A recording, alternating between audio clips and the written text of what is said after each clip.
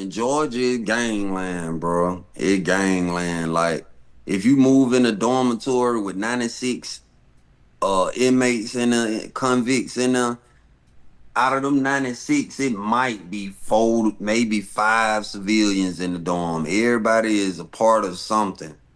You know what I'm saying? You got the Muslims, you got the G's, you got the Bloods, you got the Crips, you got the Muslims, you had the Ghostface back when I was doing time, a white boy gang called the Ghostface. You know what I'm saying? It gangland. You know what I'm saying? How the politics go.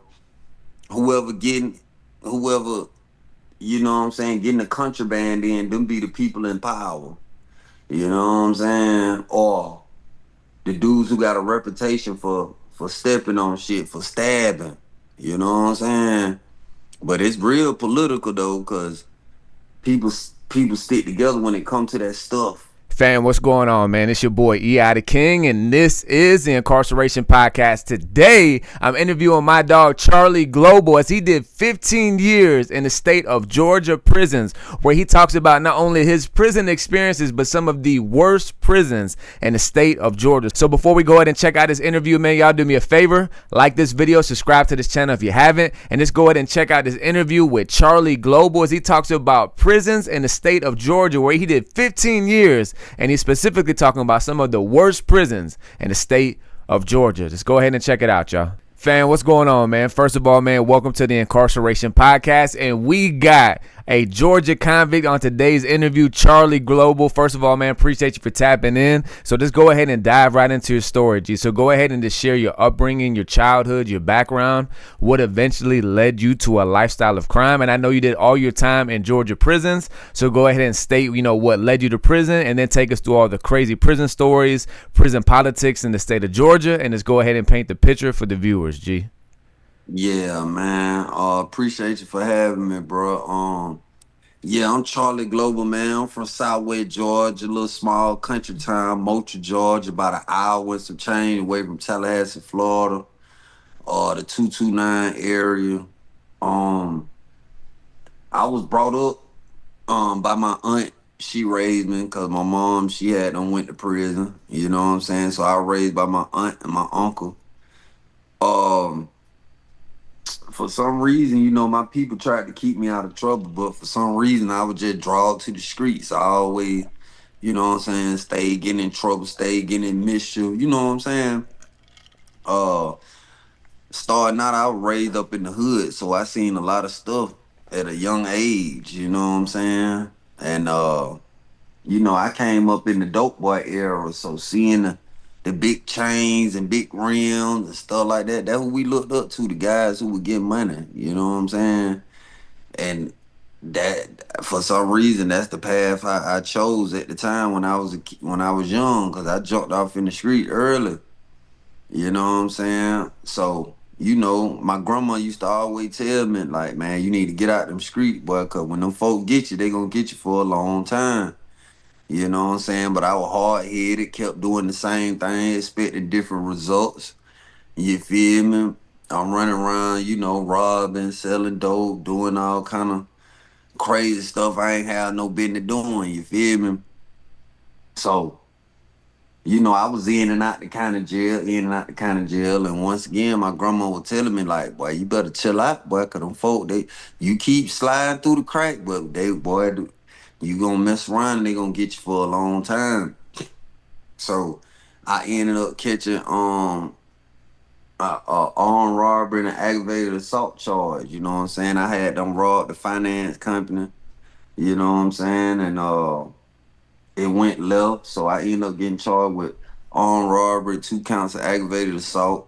You know what I'm saying? It was a crazy situation because my situation it wasn't the best, but it was okay.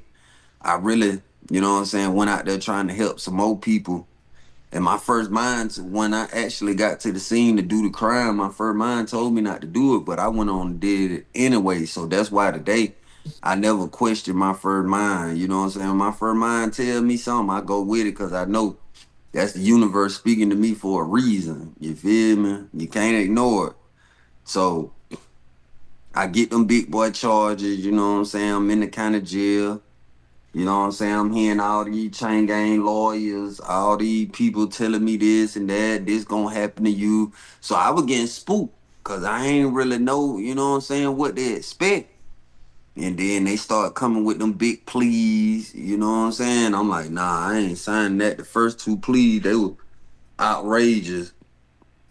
So my lawyer tell me, like, look, I got one more shot at the judge, you know what I'm saying? So I told him, I'm like, man, just get me a number, bro. I can't go to trial because they got too much evidence. You know what I'm saying? They got eyewitnesses, they got the money, they got the gun, I can't go to trial. So the day came for me to go up for that last plea. So my lawyer was like, I'm finna go in here and do the best I can do. You know what I'm saying? So he went in there, they stayed in there for a minute. He came back out and he was like, they asked for 15 years. I said, come on with it, because I can't go to trial. Come on with them 15. At least I know for a fact. I'm gonna make it home. I got a date to go home. You know, that was my main thing. I just needed a date. You know what I'm saying? So I get the date or whatever. And I'm hearing, like I say, the chain gang lawyers, the chain gang vets, they in there telling me what to expect and this and that going on. So the night came for me to get packed up to go to prison. You know what I'm saying? And I was nervous. I ain't gonna lie, cause I ain't know what finna go on. So we on the bus ride to prison. But I had a talk with myself, man. I said I can't be the same person I am now when I come back this way. Cause I'm going this way right now. When I come back this way, I can't be the same person. So, you know, they get us they get us to Jackson State Prison. You know what I'm saying? Get us off the bus. You know, the CERT team putting down they little boo game. They yelling in your face and did that in the third. Then that thing, you got to get your head shaved bald. Then you naked in the shower with other men. They making all y'all shower at the same time, spraying some kind of chemical on you. You don't know what it is. They just spraying you with it. Then you got to go through all that paperwork to see where you gonna get placed and stuff like that. You got to get checked by the nurse, see if you got any medical issues. You had to go through that process. You know what I'm saying? Like a livestock process. You feel me? Livestock. That basically what diagnostic prison is, the inventory of the livestock as it comes in. Because prison is a world within itself. You know what I'm saying? So I go through that process. You know what I'm saying? I'm seeing all kind of stuff go down at this prison. Because this is real prison. It's just diagnostic. So, I got to see some of the stabbing and the wars pop out early. You know what I'm saying? That shit's scary. You feel me? So they come to me with my first count. I had to go to Macon State, my first count. You know what I'm saying? So once I get there, my first roommate, he had a cell phone. So the time wasn't that bad when I first got there. You know what I'm saying? So I seen the lane I wanted to get in prison, and that was the money lane, because everything else didn't make sense to me. All the other bullshit people be getting into or whatever, it didn't make sense. You feel me? So I did my time by staying out the way and trying to get me some money, man. You know what I'm saying? Like, but prison is hell on earth. You ain't got to die to go to hell, man. Just if you fuck around and get in trouble in the state of Georgia, you gonna get to see what hell is. That's It's real. a lot, yeah, it's a lot of psychological warfare. You know what I'm saying? That's real. A Let me lot of interrupt you real quick, G. All right. So before you continue with some stories of Macon and then you transition to other prisons you've been to, just for the viewers who are watching, like other convicts or people who did time in other states, obviously we know that there's universal like chain gang politics, but there's yeah, also like nuances in different states when the politics are different. So obviously, like for example, Cali, Texas, they're very race based. You know what I mean? The segregation yeah. is based upon race, and the feds is more based upon what card you in. Some states is all about gang affiliation. So what is the politics in the state of Georgia like when it comes to this the lay of the land in the chain gang overall in Georgia? Well, in Georgia, it gangland, bro. It gangland. Like, if you move in a dormitory with 96 inmates and convicts in there, out of them 96, it might be four, maybe five civilians in the dorm. Everybody is a part of something. You know what I'm saying? You got the Muslims, you got the G's, you got the Bloods, you got the Crips, you got the Muslims, you got the You had the ghost face back when I was doing time, a white boy gang called the ghost face. You know what I'm saying? It just it gangland. You know what I'm saying? How the politics go. Whoever getting whoever, you know what I'm saying, getting the contraband in, them be the people in power. You know what I'm saying? Or the dudes who got a reputation for stepping on shit, for stabbing. You know what I'm saying? But it's real political though, cause people stick together when it comes to that stuff. Money, commissary, stuff like that. You know what I'm saying? Like the politics of that, you know, for the most part, everybody stick together but my people. Everybody stick together now. The Mexican, the white boy, you don't really see them boys getting into it with each other like that. But you know what I'm saying? My people, it states the Muslims and the Bloods and the G's, the Bloods on the Bloods. It's always war. It's always something going on. It's always somebody popping out because drugs done took over the prison. You know what I'm saying? It's some real demonic energies floating around because of drugs. Cause them people, them guys transform, man. They got a new drug in there called K2. They call it strips. That's one of the cheapest highs you can buy in prison. So you got a lot of dudes falling weak to these drugs. And the politics used to be somewhat decent when I first went to prison in '09, but now that drugs play a big part of decision making, that's where a lot of shit fucked up. That's real. All right, so keep going on the prisons, the yards that you've been to in the state of Georgia, and just break down to some memories you got. Some crazy stories, funny, goofy, transformative, how you were doing your time, your daily routine. Just walk us through all 15 years in the state of Georgia prisons and just like memorable stories you got. Um, well, when I got my first cell phone, man, having a cell phone in prison is the equivalent to having a car in the free world. Like that's how important that shit is. You feel me? So when I got my first phone, I was at Macon State at my first camp, my little flip phone, cause touch screens hadn't hit the system yet. You know what I'm saying? We still was on the flip phone.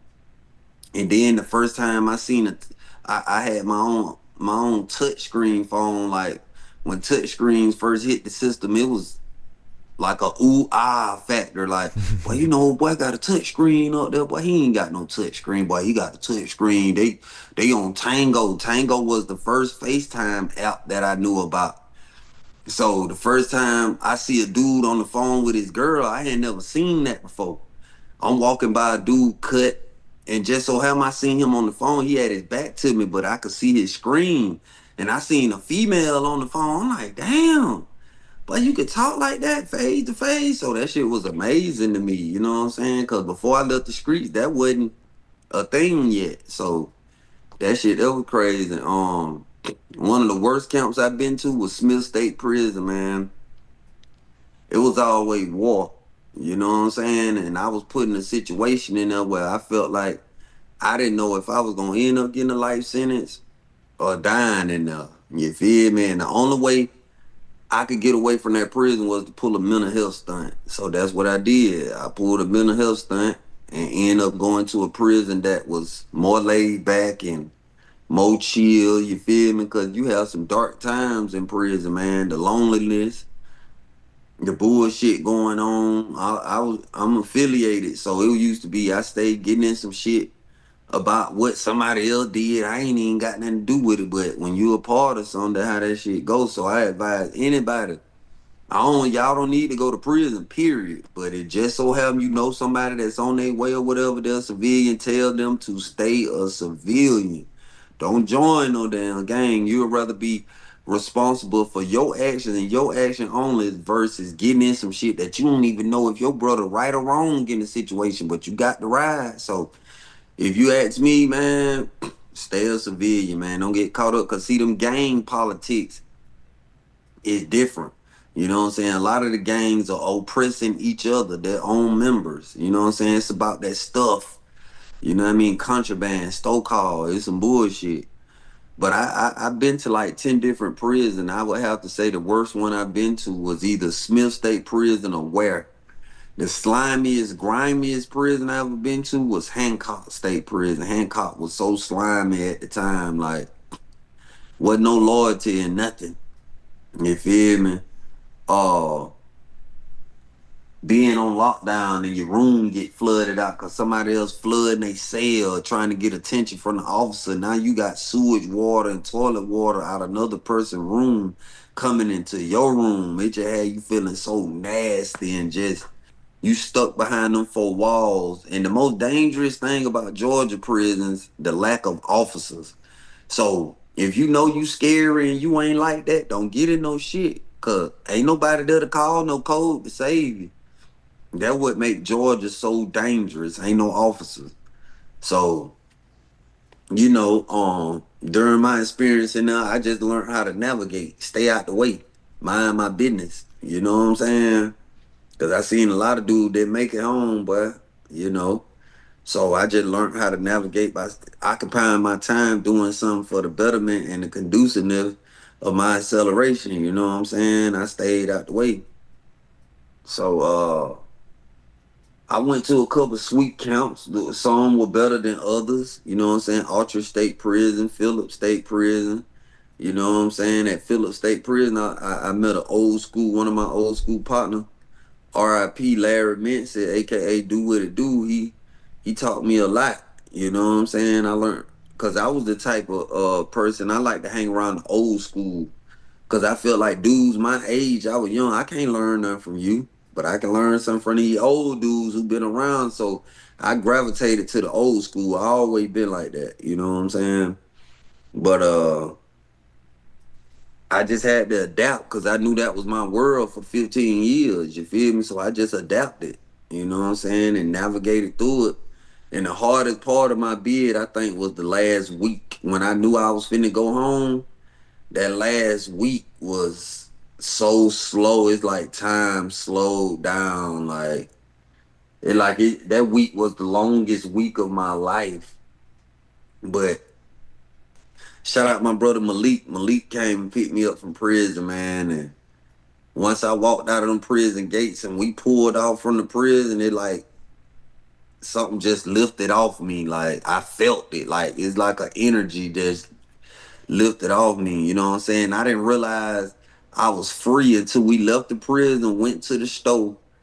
My brother had me an outfit and some shoes and shit already. So I go in the bathroom in the gas station, change clothes, come back out of there. So when I started talking to the lady at the the lady at the cash register, that's when it hit me like, bro, you free. Like you out for real. You can go and do whatever you want to do right now. You out.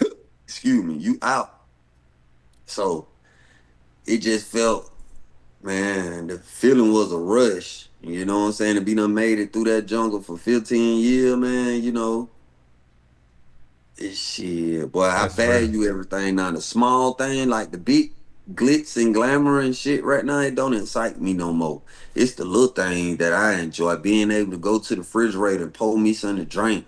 Being able to go outside when I want to. I ain't got to cuss the officer out trying to get no yard call. It feel good to be able to just take me a stroll down the street, be able to see a beautiful woman and speak to her and be able to conversate with her like I want to. See, a lot of dudes take little shit like that for granted. You don't realize the little things until it get taken away from you. That's So right. that's Hey, real quick, Charlie. Hey, so when it comes, before we continue with your transition, right? So anybody watching this who never did time, right? They'll hear 15 years and they're like, dang, bro, like that's a long time. Now, don't get me wrong, 15 years is definitely a stretch, but it's different when you've done time, right? Like you yeah. can walk down to 15 day for day. So go ahead and kind of share to the viewer how like 15 years to like a civilian may seem like super, super long, but whenever you're doing time, you begin to realize like, you know what, like the 15 really ain't that bad compared to my homie who got 45 or 60 who got Yeah. life with no parole. So just real briefly explain how fast prison time can go, apart from the fact, like you said, like short time syndrome at the very end. Explain Yeah. that, and then continue to transition with your release, coming home. How long have you been out, and what have been some of the biggest challenges that you faced transitioning home? And then lastly, do you feel like prison positively impacted your life or negatively? Okay then. Well, how I did my time, cause I realized no matter what, time is gonna stay ticking. It's on you at the rate it goes. And what I mean by that, if you just sitting there doing nothing, then it's gonna drag. So I always tried to occupy my time, whether that was on detail, you know what I'm saying? Because I like to try to talk to the women. So I went by the ratio. You sitting in the dorm, it's 95 other dudes, one female. But if you go work in the kitchen, it's 5 or 6 females and only 20 dudes, 20 at the most. So I did my time by going to detail, working out. In my younger days, I used to play sports. You know what I'm saying? I was into the sports. So doing time, I figured it out. The best way to do time is to get a routine. If you ain't got no routine, it gonna drag because you just gonna sit there and dwell on the fact that you're locked up. It ain't no need to dwell on that no more. You done got your time, you done got your sentence. Hopefully, if you got a date, you know you going home. You just gotta get you a routine and stay out the way. See, that routine gonna make that time, it gonna make you not think about that time. If you don't have a routine, that's all you gonna think about. Damn, I got 9 more years. Damn, I got 7 more years. See, I ain't do that. That's called letting the time do you. See, I ain't let the time do me. I did the time. You feel me? So that's basically it, man. How I made it through the 15 was with a routine. You know what I'm saying? You got to do some time, get you a routine. Cause if not, you just gonna dwell. Then when them 4 walls go to talking to you, some dudes can't take it. Some dudes mental, cause it's a mental battle, and you know what I'm saying? It ain't for the weak. If you know you ain't no strong minded person, man, don't be out there taking uncalculated risks that could land you in jail. Cause them walls go to talking.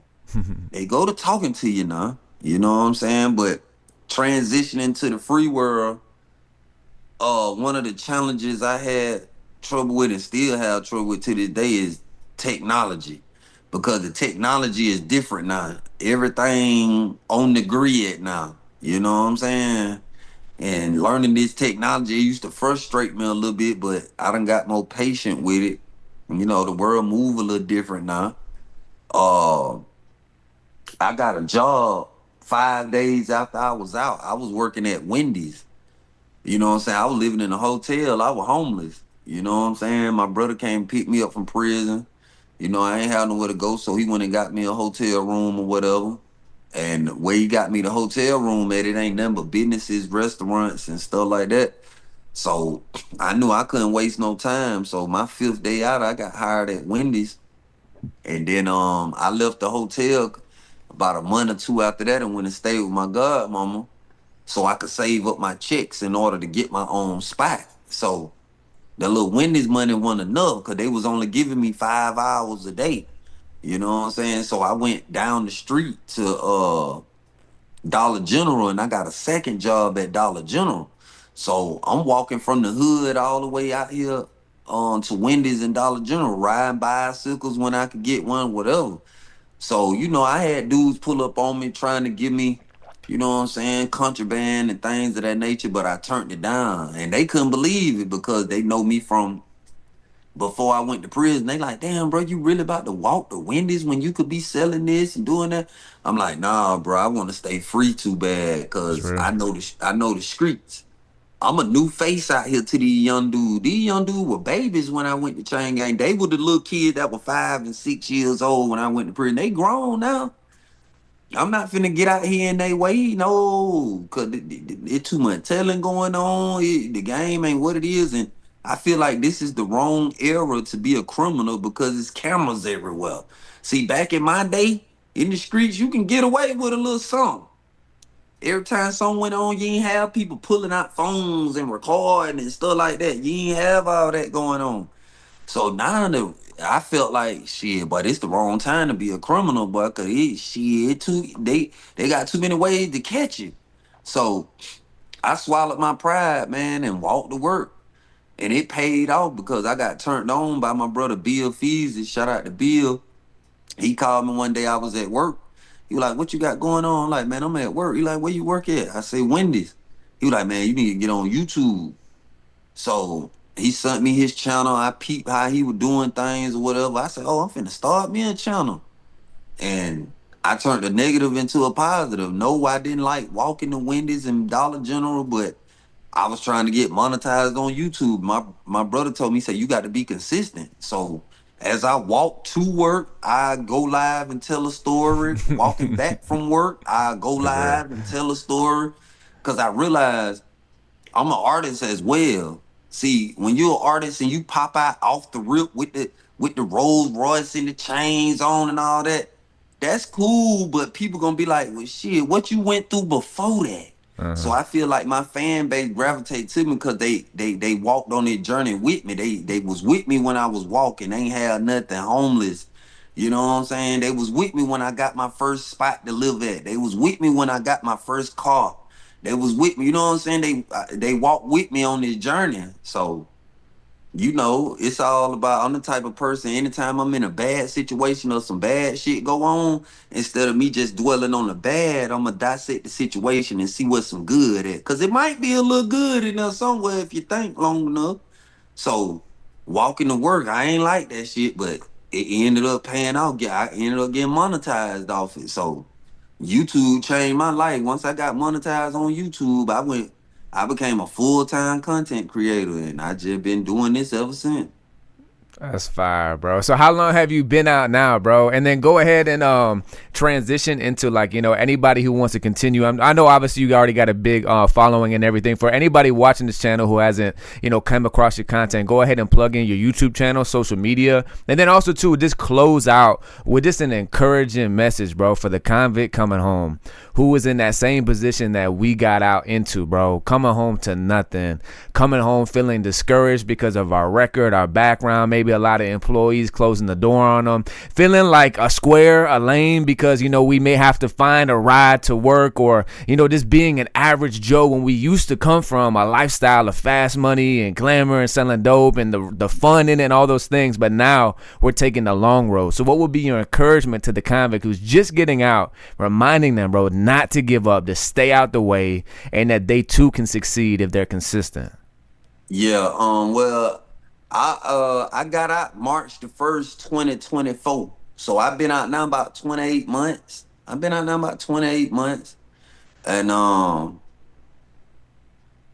the best thing to do, man, is when it comes to that pride, man, you have to think about them nights you went hungry. Cause it gonna be time throughout that bid somebody can't come through with that green dot or that cash app or put no money on your book. You gonna have them nights where you just down bad, you feel me? So when you about to go make a decision that could possibly land you in jail, you got to think about that shit, bro. You know what I'm saying? Cause all you got is you. Ain't nobody gonna care about you like you. You know what I'm saying? And when you get out, you gonna face obstacles. You gonna have unless you got a support system of some sort. But if you got out like me, support system really ain't just, you feel me? You got to stay down, bro. It how bad you want it. Can't nobody do it for you. Can't nobody want it better than you. You know what I'm saying? You got to go hard for you because you already fighting against society. Because once you become a convicted felon by American standard, the society in America, you consider the equivalent damn near like a dead man. You feel me? Because it's so hard. You feel me? So before y'all make them irrational decision, man, think about that shit, bro. A clean record is valuable. That shit is real valuable in the American society. So, you know what I'm saying? Stay your ass out of trouble for real. What was the other question? Now go ahead and plug yourself in. Everybody who wants to Oh, continue okay. to follow your journey, YouTube channel, social media, whatever you got going on, man, go ahead and plug everything in, G. Oh, okay then. Yeah, man. I appreciate y'all tuning in for real, but y'all can subscribe to my YouTube channel at Charlie Global. My other channel is Global Gang Story Times. You can follow me on Instagram at Charlie_Global88, Facebook, Charlie Boss, Snapchat, Charlie Global. I just did a movie with Ugly Money Nietzsche. Shout out to Nietzsche called Back to the Apartment. That getting ready to drop soon.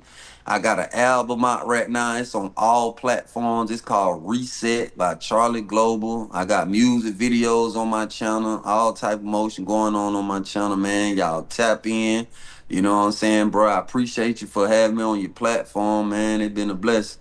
Yes, sir, man, all day. First of all, man, Charlie, I appreciate you, bro. Salute to you, man, coming home and killing it, G. Only out 28 months, bro. And it's Yeah. just the beginning, bro. God got so much more for you, bro. You just keep doing what you're doing, dog. Stay consistent. Stay out the way. So listen, man, all y'all go ahead and tap in, bro, at Charlie Global on YouTube, Instagram, everything he just mentioned, man. Y'all go check out his story, bro. And especially all the convicts watching, bro. This is what it's all about, bro. You know, us convicts coming together, supporting each other on our journey home. And any convict watching this, man, just remember, bro, you and I, Charlie, we are the exact same, bro. You know what I mean? You can do the same and more. And most importantly, bro, that we stay out the way, keep Christ Jesus first. And listen, Charlie, again, bro, it was an honor to have you on, G. Proud of you. Keep killing it. Till next time, fam, all right? I already love, bro. Love, G. All right, fam, this your boy E.I. the King, and this is the Incarceration Podcast. Man, y'all go ahead and hit that hype button, bro, for Charlie so this can go viral. And this is what this channel is all about, bro. Convicts coming home,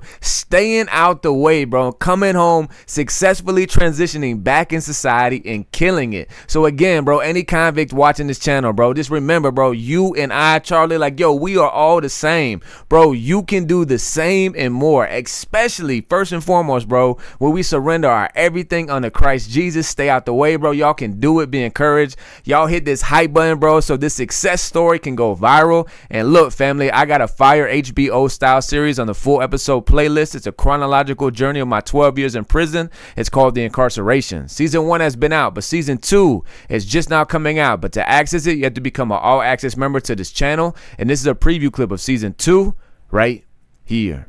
And it's just me and a couple other guys. All of us terrified. And nobody can hide it. You can see it on all of our faces. And we're just standing there, holding our stuff, looking crazy.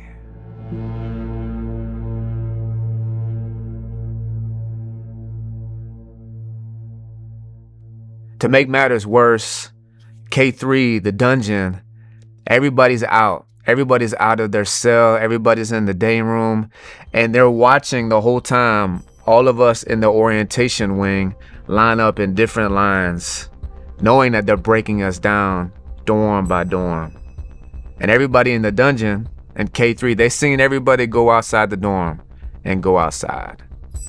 So they knew all the other people are going to the pound. But those of us who are still standing in the sally port, we're going in there with them. And they're sizing us up. Everybody's on the glass, looking at us, waiting for us to come in. Recall! Recall! Everybody locked down! Everybody locked down!